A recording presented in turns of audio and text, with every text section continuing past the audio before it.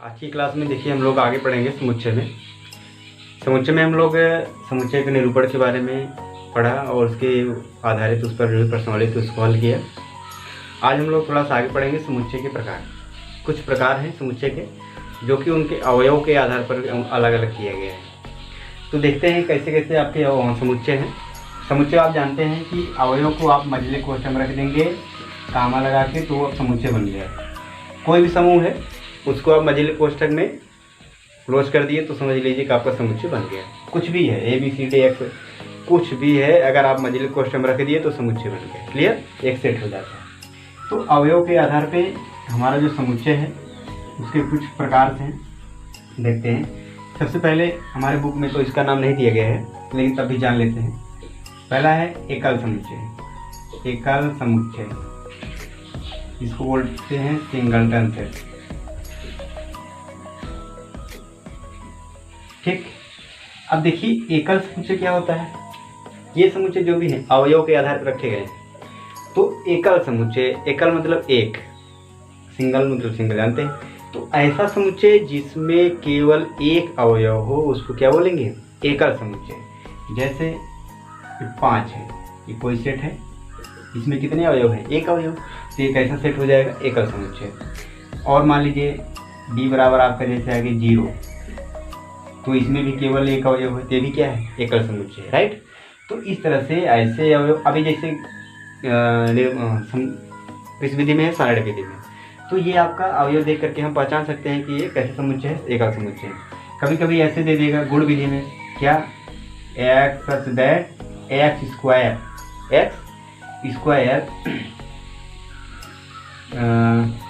x such that x square equal to 4, जहाँ पे x कहाँ 5 से लेकर के 1 से लेकर के 4 के बीच में, 1 और 4 के बीच में है। इस तरह से आपका अगर सेट बन रहा है तो ये गुण विधि में हुआ। किस विधि में, गुण विधि में। तो इसमें बताइए कैसा सेट होगा। तो आप जब इसको सारणी विधि में लिखना चाहेंगे तो इसके अवयव के लिखेंगे। तो अवयव इसका कैसे बनेगा, ये आपका दिया गया है कि x such that x square equal to 4, मतलब जो अवयव होगा उसका वर्ग करने कितना आना चाहिए, 4 आना चाहिए। ये अवयव है तो x का स्क्वायर जो अवयव होगा उसका स्क्वायर कितना आना चाहिए, 4। और जो अवयव है वो हमको दिया गया है कि 1 और 4 के बीच में है। 1 और 4 के बीच में कितनी संख्या है, 2 3, राइट। तो अब बताइए आप, ये 2 जो है आप लेंगे तभी तो x घाते 2 4 होगा। इसका मतलब इसमें केवल एक अवयव होगा जो कि हमारा क्या होगा, 2। अगर समझ में, तो ये भी आपका इसमें केवल एक अवयव आ रहा है, कौन सा, इसको आप 3 कर लेंगे तो और आसानी समझ सकते हैं। 1 और 3 के बीच में ऐसी संख्या जिसका वर्ग करने पे 4 है, तो हमारे कौन सा अवयव हो गया, वो 2 है। तो इसमें केवल एक अवयव मिल रहा है, 2 के अलावा और कोई संख्या नहीं मिल रही है जिसका वर्ग करने पे 4 है। इसका मतलब ये आपका अवयव कैसा है, एकल समुच्चय, राइट। आएगा समझ में। चलिए दूसरा देखते हैं, रिक्त समुच्चय। रिक्त समुच्चय या इसको बोलते हैं empty set. Empty set, empty मतलब खाली। तो रिक्त का मतलब क्या हो गया, बिल्कुल खाली।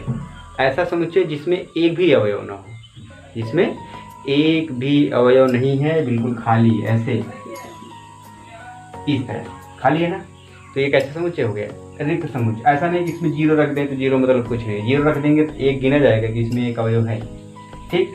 या तो इसको ऐसे भी दिखा सकते हैं, फाई का मतलब हो गया कि रिक्त समुच्चय, इसमें एक भी अवयव नहीं है, तो रिक्त समुच्चय आप फाई से निरूपित करते हैं। क्लियर, आप इसकी परिभाषा भी नोट करते रहिए कि ऐसा समुच्चय जिसमें एक भी अवयव नहीं है उसको क्या बोलेंगे, रिक्त समुच्चय। और जिस समुच्चय में केवल एक अवयव हो उसको क्या बोलेंगे, एकल समुच्चय। क्लियर, अब इस तरह से आपका ये 2 समुच्चय हो गया। आगे देखते हैं, समुच्चय हमारा है परिमित समुच्चय और अपरिमित समुच्चय। चलिए देखते हैं, पहले देख लें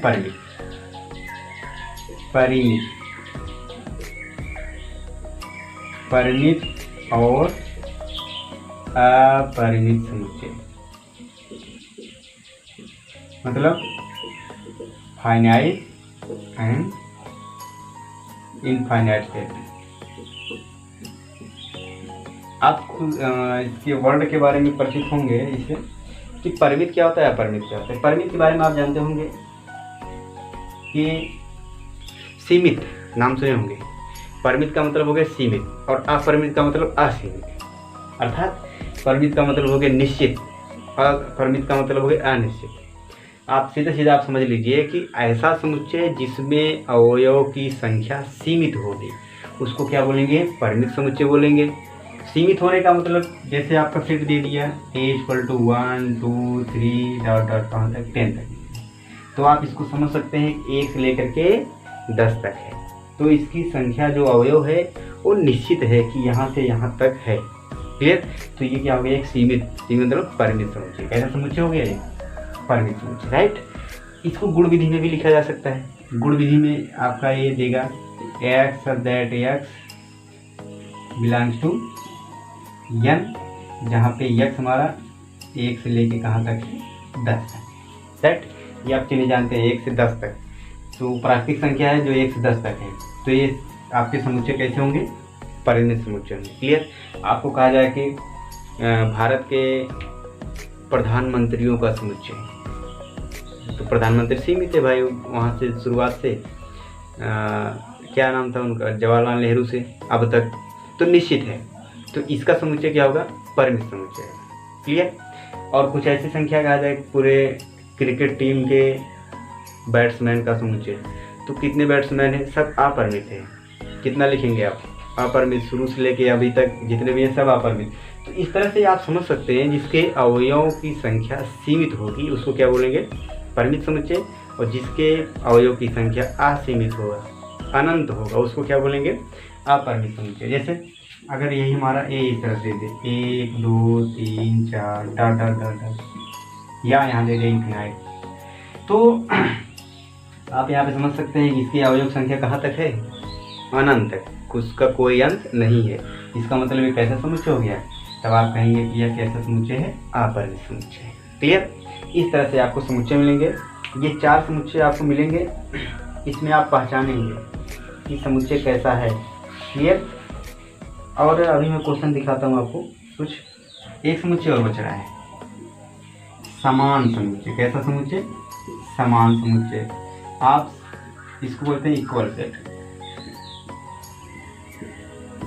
आप समान वर्ड से तो परिचित ही होंगे कि समान क्या होता है, सामान नहीं, समान, सामान मतलब वस्तु हो जाएगा। अभी देखिए समान समुच्चय, समान का मतलब क्या हो गया, बिल्कुल बराबर। अगर 2 समुच्चय होंगे तभी समान होंगे, अकेले कोई समुच्चय तो बराबर हो नहीं सकता। अब जैसे परिमित है तो एक ही समुच्चय देख के आपका दी परिमित है, लेकिन समान समुच्चय क्या है, इसको देख हम कह देंगे समान है। भाई जब 2 लोग होंगे तभी पता चलेगा ये इनके बराबर हैं, छोटे हैं बड़े हैं ना। तो समान समुच्चय के लिए 2 समुच्चय चाहिए। ऐसे 2 समुच्चय जिनमें अवयव की संख्या बराबर हो। पहली बात तो अवयव की संख्या बराबर हो, और पहले का अवयव दूसरे का भी अवयव होना चाहिए। जैसे ये आपका 1 2 3 है एक समुच्चय, दूसरा समुच्चय हम लिखें 2 3 1। तो अब आप इसमें देखेंगे बी और ए में जो अवयव इसमें है वही अवयव इसमें है, तो आप कहेंगे ए और बी कैसे हैं, ए और बी समान समुच्चय है। कैसे समुच्चय है, समान समुच्चय है। क्लियर। तो इस तरह से हम समान समुच्चय पहचानेंगे। बिल्कुल अवयव एक भी इधर उधर नहीं होने चाहिए। इधर उधर होने का मतलब आगे पीछे हो सकता है, 1 2 3 इसमें भी, 1 2 3 इसमें भी, ऐसा नहीं कि आगे पीछे हो गया दिक्कत। आगे पीछे होने का मतलब जो अवयव यहाँ पे है वही सेम अवयव होना चाहिए। ऐसा नहीं कि इसमें 4 5 आ जाए, ऐसा कुछ नहीं। बिल्कुल समुच्चय आपका देखने में ही बराबर लगे, वही अवयव रहे, तब आप कह देंगे कि समुच्चय कैसे हैं, समान समुच्चय। क्लियर। तो समान समुच्चय के बारे में आपने समझ लिया होगा। ठीक। कुछ एग्जाम्पल्स हम लोग देखते हैं। अभी जो समुच्चय हम लोग देखे जो प्रकार से 3 4, उस पर हम लोग कुछ क्वेश्चन देख रहे हैं। तो एक क्वेश्चन दिया गया है कि a = x that x belongs to n और x² = 4। तो इसको बताना है कि ये परिमित समुच्चय है कि अपरिमित समुच्चय है। तो इसके अवयव के बारे में जाने, जब तक अवयव नहीं जानेंगे तब तक हम समुच्चय के बारे में नहीं कर सकते हैं कुछ।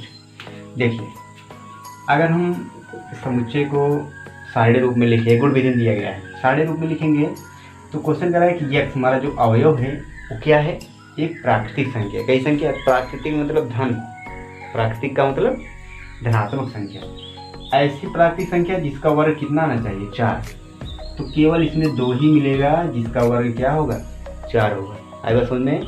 ऐसी प्राकृतिक संख्या जो वर्ग करने पर 4 मिल रहा है वो हमारा 2 है। तो अब आप इसको देख करके बता सकते हैं कि ये परिमित है क्या अपरिमित है, क्या इसके अवयव की संख्या सीमित है, सीमित है। सीमित है तो कहेंगे कि ये कैसा समुच्चय है, परिमित समुच्चय। क्लियर, ठीक ना।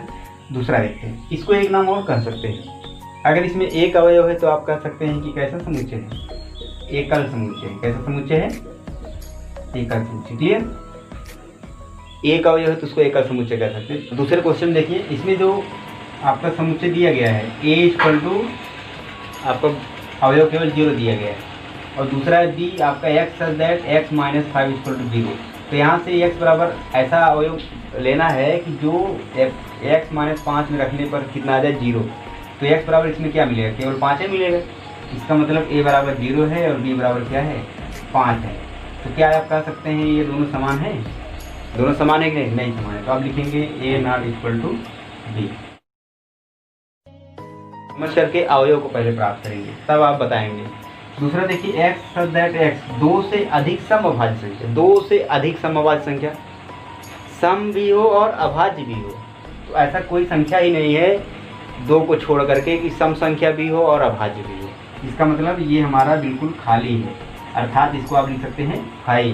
कैसा समुच्चय है, रिक्त समुच्चय है, बिल्कुल खाली। क्योंकि आप समअभाज्य संख्या केवल एक ही होता है, 2 के अलावा और कोई नहीं होता है। राइट, अब इसको आप देख करके इसका जो है कॉन्सेप्ट क्लियर करके क्वेश्चन लगाइएगा, फिर अगले वीडियो में इसका एक्सरसाइज करेंगे।